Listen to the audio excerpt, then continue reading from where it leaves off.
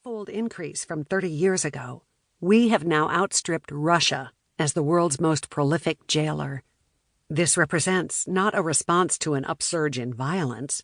Nearly 3/4 of those admitted to state prisons have been convicted of non-violent crimes, but a radical revision in our approach to those who use and sell drugs.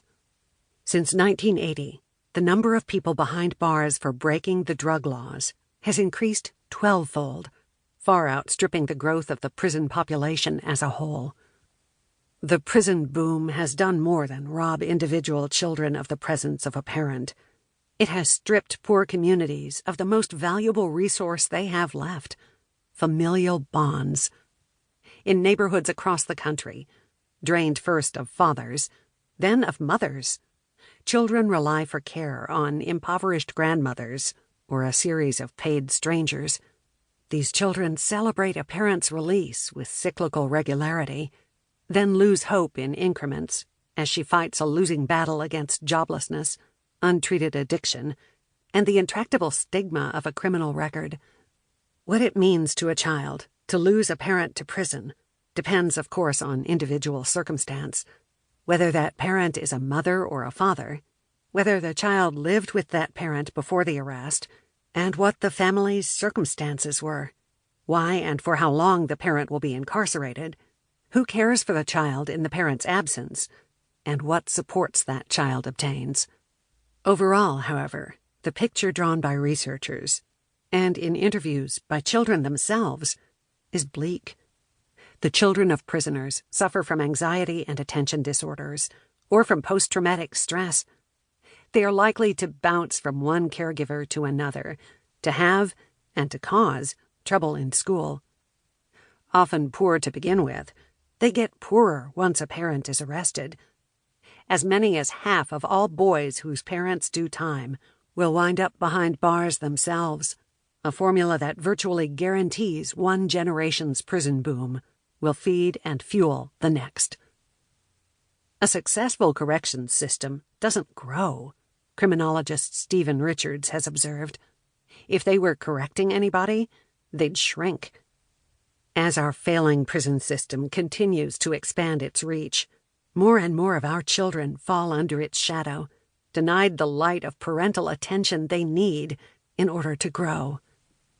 These children have committed no crime, but the penalty they are forced to pay is steep. They forfeit, too often, much of what matters to them: their homes, their safety, their public status and private self-image, their primary source of comfort and affection. Their lives and prospects are profoundly affected by the numerous institutions that lay claim to their parents: police, courts, jails and prisons, probation and parole. But they have no rights, explicit or implicit, within any of these jurisdictions. Conversely, there is no requirement that systems serving children, schools, child welfare departments, juvenile justice agencies, so much as take note of parental incarceration. The harm children experience is sometimes referred to as one of the collateral consequences of America's policy of mass incarceration. In fact, collateral may be too oblique a term. The dissolution of families, the harm to children, and the resultant perpetuation of the cycle of crime and incarceration from one generation to the next may be the most profound and damaging effect of our current penal structure. Despite their numbers, the children of prisoners have so far remained largely invisible. But an elephant can grow only so large before people start remarking on its presence in the living room. 3 in every 100 American children have a parent behind bars. The stories, if one listens for them, are everywhere. Planning a reporting trip for this book, I called a hotel discounter to reserve a room. It was late at night, and the operator was talkative. He asked me why I was traveling, and I told him about my research. There was a silence. Then he told me that his brother had been picked up with 5 tabs of LSD at a Grateful Dead concert.